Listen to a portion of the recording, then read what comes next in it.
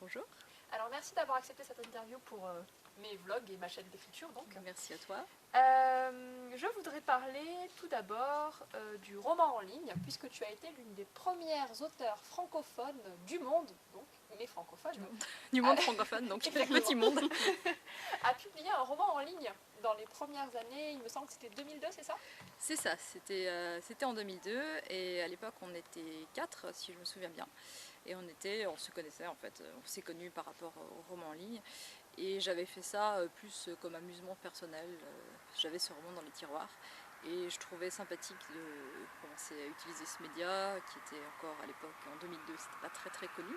Oui, Et les blogs, ça, voilà, les blogs, tout ça, les blogs n'existaient pas déjà. Ouais. Et internet, je trouvais ça marrant et je trouvais c'était c'est faire un site internet, c'est Et tu avais créé rigolo. ton propre site, c'est ça? J'avais créé mon propre site, ouais. J'ai fait mon propre site et j'ai commencé à publier ce roman qui traînait dans mes tiroirs depuis des années. Qui était Les Enfants de l'eau. Ah, déjà à l'époque. Qui était déjà Les Enfants de l'eau, c'était une version complètement différente, qui n'a rien à voir, qui était vraiment très Il n'y avait mauvaise. pas encore le premier et le deuxième cycle, c'est ça? Il n'y avait pas encore le premier et le deuxième cycle, ni le troisième, ni le quatrième, ni le 18e cycle, n'est-ce pas?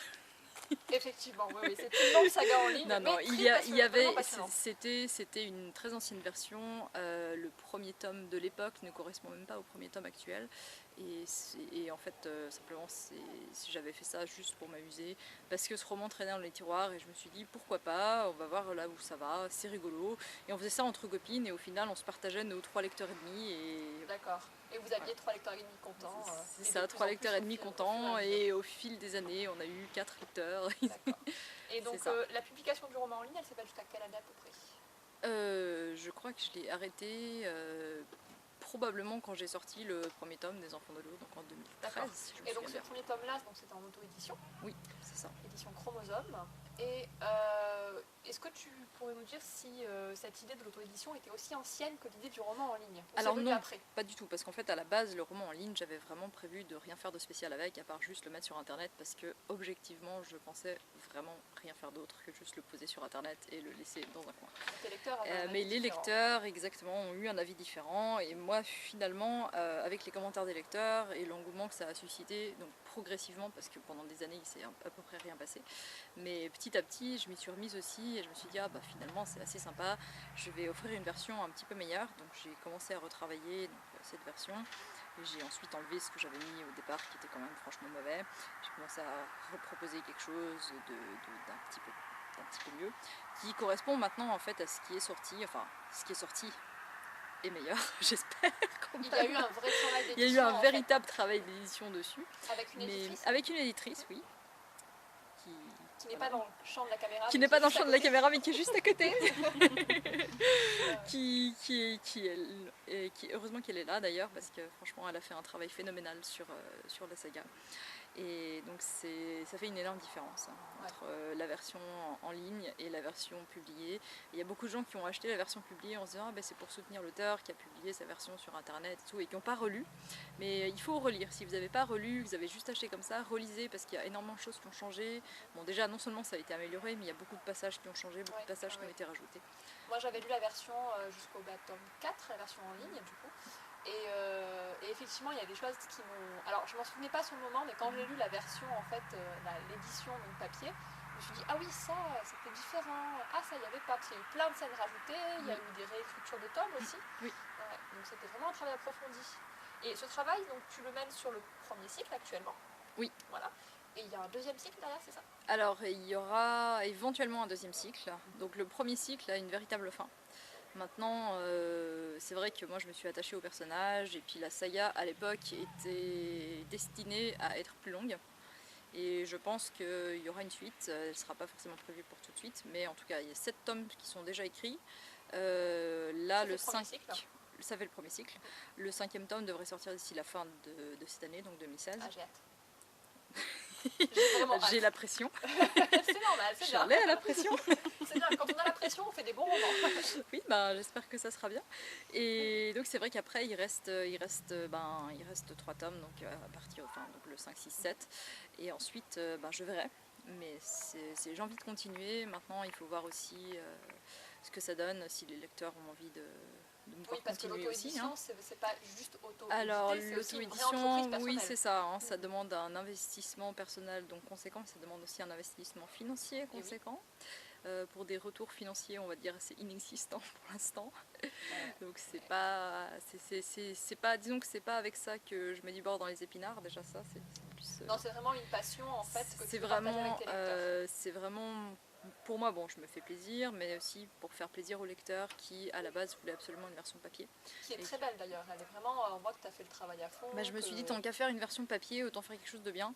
Et surtout, le fait d'avoir fait ma propre maison d'édition, d'avoir fait l'auto-édition, me permettait de faire absolument ce que je voulais. Donc, j'étais pas limitée par la maquette d'un éditeur, par les choix de couverture d'un éditeur, par une charte graphique ou quoi que ce soit. Et j'ai fait, bon, bah, si j'ai envie de faire ça, je fais ça. Si un éditeur me dit, ah ben non, on peut pas faire ci, on peut pas faire ça, parce que nous, on n'a pas le budget pour la couverture, on n'a pas ci, on n'a pas ça, on veut pas cet illustrateur, j'avais la possibilité de faire absolument tout ce que je voulais. Ouais. Et donc après j'ai fait des choix qui sont mes choix personnels, qui sont mes goûts personnels, qui sont pas forcément des choix qui sont commercialement viables ou quoi que ce soit. Ouais. Mais c'était ce que j'avais en tête et je regrette pas mes choix. Je suis contente. Après, quand les gens me disent que les livres sont beaux et qu'ils sont contents de les avoir dans la bibliothèque, ça me fait très plaisir. Ils sont vraiment d'une qualité éditoriale rare parce que c'est à souligner. Souvent, les gens décrivent l'édition, l'auto-édition en disant ah c'est moche, machin, tout ça, les couvertures faites sur Paint, etc. Une ligne directe sur CreateSpace. Youpi. Non, là il y a vraiment, on voit que tu as cherché. Puis il y a aussi des indices cachés dans les couvertures, je crois. Avec, il y a des indices cachés dans les couvertures. Il y a des indices. Avec une phrase secrète et tout ça. Il y a une phrase secrète. Et c'est vraiment ce que j'adore dans ta saga, c'est qu'il y a des choses comme ça, enfin des phrases secrètes, des passages secrets, des trucs secrets en fait. C'est vraiment une saga qui est très riche en thèmes et en symboles. Il y a vraiment un réseau, alors, je ne sais pas si c'est... Parce que toi tu le fais surtout sur la psychologie des personnages, oui. Mais au-delà de ça, dans l'univers en fait, même si l'univers science-fiction n'est pas aussi développé qu'un univers science-fiction habituel, il y a vraiment un développement au niveau du réseau des symboles en fait, et des choses qui reviennent, et des mystères, etc. Je trouve que c'est vraiment très très bien fait. Personnellement. Merci. Voilà. Mais j'aurais aimé que tu nous en dises plus sur tes thèmes à toi, comme tu les vois. Alors, mes thèmes à moi, c'est vrai que j'ai des thèmes qui reviennent dans mes histoires. Bon, pour l'instant, on a vu un peu que les enfants de l'eau, hein. J'avoue que j'ai écrit un peu les enfants de l'eau, encore et toujours.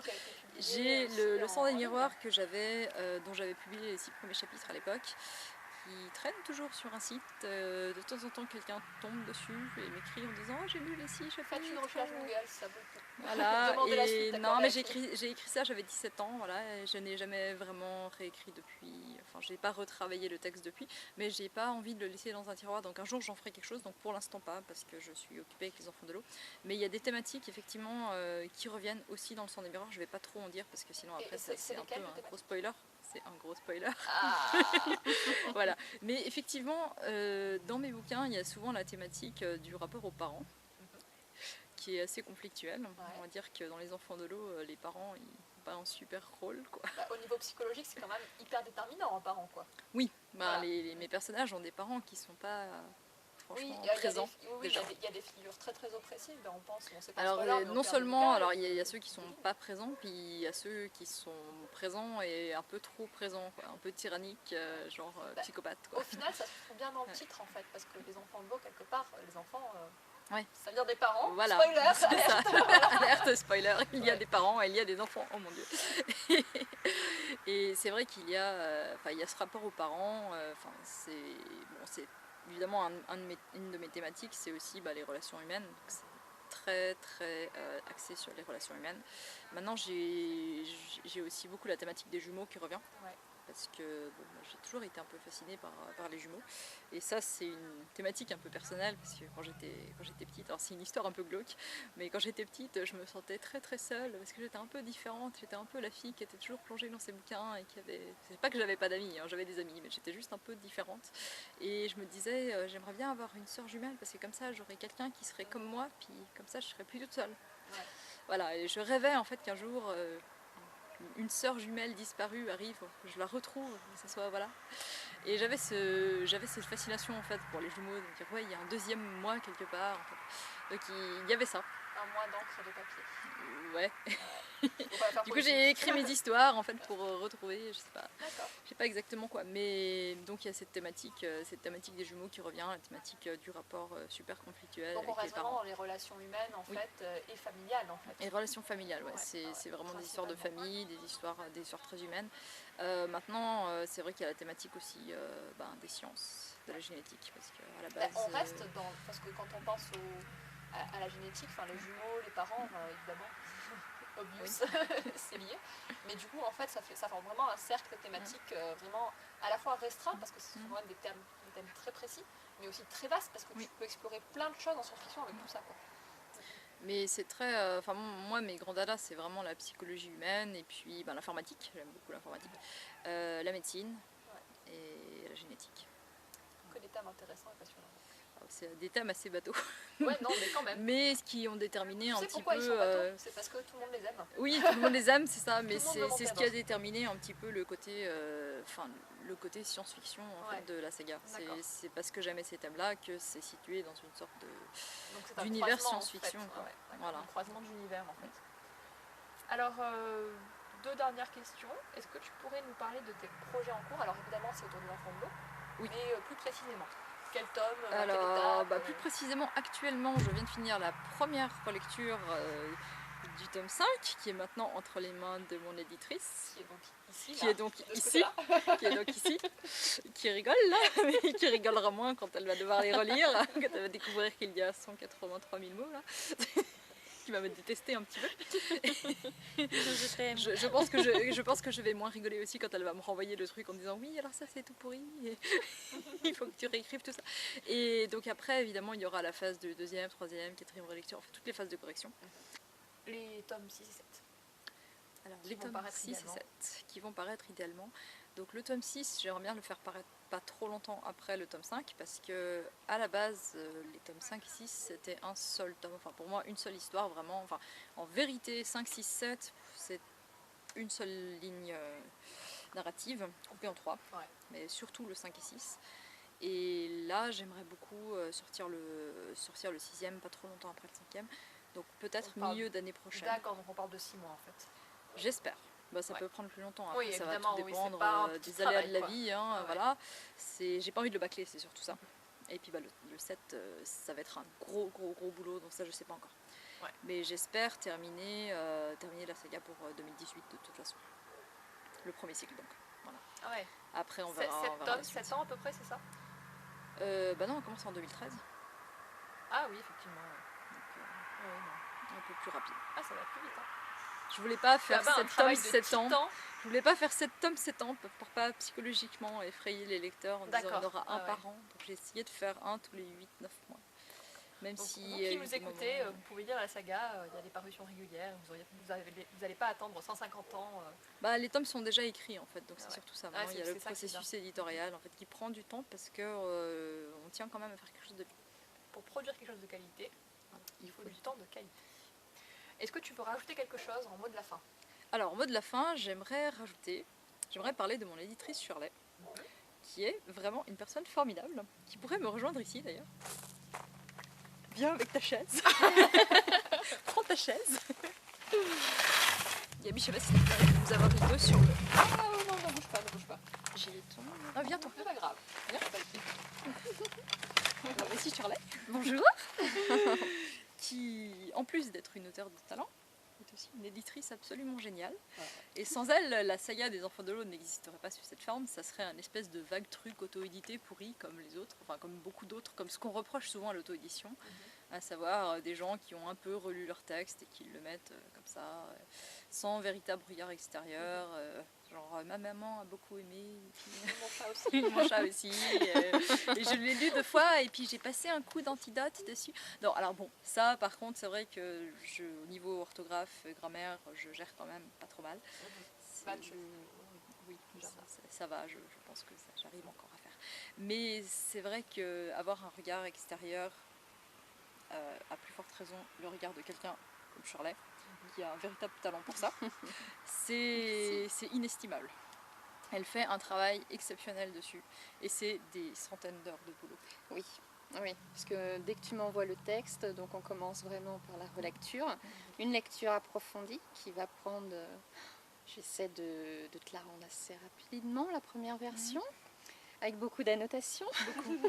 En général, et elle me dit oui, c'est bien et tout. Puis il y a genre 1 million de commentaires, de rouge partout. Non, mais c'est bien. Non, mais c'était très bien. Hein, et là, je vois ça et je fais oh, j'ai envie d'aller mourir dans un coin. Beaucoup de rajouts à faire à chaque fois. Mais ça coule tout seul. Ça coule tout seul, donc c'est vrai que c'est quand même un bonheur quand on lit quelque chose, on ne s'arrête pas sur chaque ligne. Ce qui est déjà arrivé, ce qui m'est déjà arrivé, pas pour toi, mais ça m'est déjà arrivé, donc c'est vrai que c'est quand même super agréable quand on lit et quand on découvre, puisque moi en fait chaque tome je les découvre au fur et à mesure. Donc en même temps que je découvre, j'essaie de corriger en même temps. Tu n'as pas d'indice sur la suite du tout. Tu as un vrai regard. Voilà, et ça c'est un super avantage parce que du coup moi j'arrive à lui dire, écoute, moi j'ai lu il y a 8-9 mois le tome précédent, il y avait ça, donc ça faudrait en reparler, il y a cette question-là qui n'a pas de réponse. Donc oui, on travaille comme ça et c'est quand même plus simple que de connaître la suite directement. Donc moi je me force un regard de lectrice et de lectrice en fait. Depuis le départ qu'on a travaillé ensemble, je n'ai jamais voulu lire la suite. Donc comme ça au moins on travaille au fur et à mesure et c'est comme ça qu'on avait trouvé justement l'histoire avec Daniel. Ce qui s'était passé. Voilà. Et c'est là où tu m'avais dit il y a quelque chose. Voilà, il y a quelque chose qui va pas. Et je t'ai dit oui, ça c'est pas bon. Elle m'a trouvé une très grosse incohérence parce que c'est vrai que moi après les avoir relus, puis tout s'écrit surtout. Il y a des choses où je sais plus. Surtout quand je travaille sur la suite, j'ai fait pas mal de modifications, des retours en arrière, des scènes effacées, des trucs. Il y a des fois on sait même plus quand on est auteur, on est là non quel tome est cette scène. C'est à peu près ça. C'est à peu près ça, Exactement. Et puis le fait d'avoir le regard de quelqu'un qui n'avait pas lu la suite, qui me dit ah oui non mais en fait ils se connaissent déjà parce qu'ils se sont déjà rencontrés dans tel truc. Ah oui, alors du coup je peux pas dire qu'ils se rencontrent pour la première fois à cet endroit-là, ça va pas.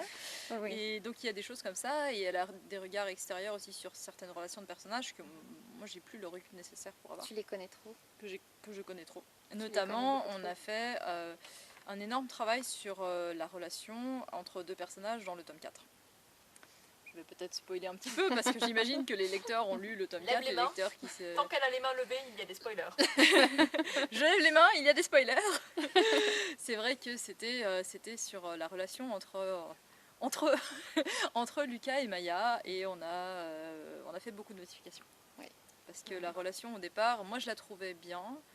Shirley n'était pas d'accord et au final je suis tombée de son avis. On discute bien. Moi souvent au départ je commence par faire non mais non attends. Comme tous les auteurs, on est là, on a du mal à faire le deuil de notre mais mon roman est parfait, je ne comprends pas.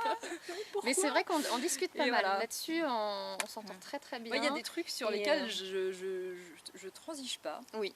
Tout à fait. Mais la plupart des choses j'admets après et je me dis non mais franchement c'est vrai, je commence par grincer des dents et après j'admets et ça rend mieux. J'admets la justesse de moi l'argument. je préfère effectivement aujourd'hui c'est mieux amené au niveau de la relation entre Lucas et Maya que c'est effectivement la première version. Oui avant c'était je suis d'accord. avec le recul non mais avec le recul je suis d'accord qu'avant c'était un peu naze. Il y on va dire ça. C'était nécessaire. Pour avoir lu ce tome 4 je peux dire que c'était très très bien. Après c'était bien amené, c'était comme il faut, c'était bien dosé. La lecture, moi chaque tome, il faut dire que je le lis au moins 3 ou 4 fois, chaque tome, en intégralité. Ouais, la pauvre. Donc dans un temps relativement restreint. Donc je remercie effectivement ma petite famille d'être très présent et très compréhensif. Mais c'est très important parce qu'effectivement on n'en parle pas beaucoup. Mais c'est vrai que aussi bien tu vois, dans le travail des enfants de l'eau que dans mon propre travail, quand on n'a pas forcément une famille qui comprend ça, c'est pas évident. Donc c'est vrai que là-dessus on peut travailler correctement avec un délai dont on a besoin. Et ce qui fait qu'effectivement la qualité est derrière. Là-dessus. Alors une belle histoire d'amitié, une belle histoire tout court à lire et à découvrir. Et on se connaît depuis combien de temps? On a avec 5e saison. Avec 5e saison.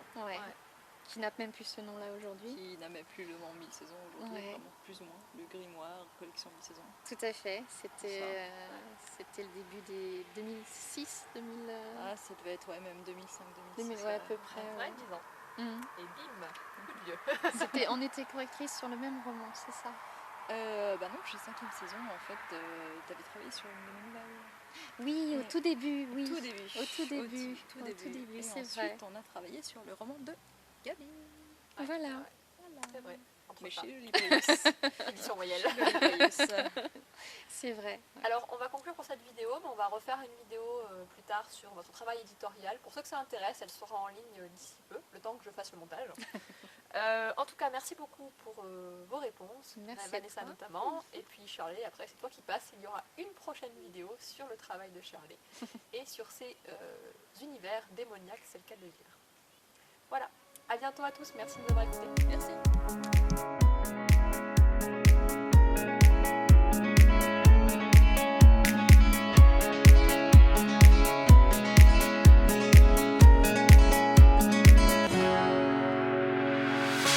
The sun blazed so brightly up in the summer sky.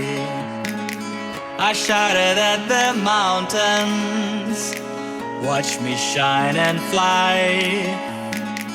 But then cracked the thunder,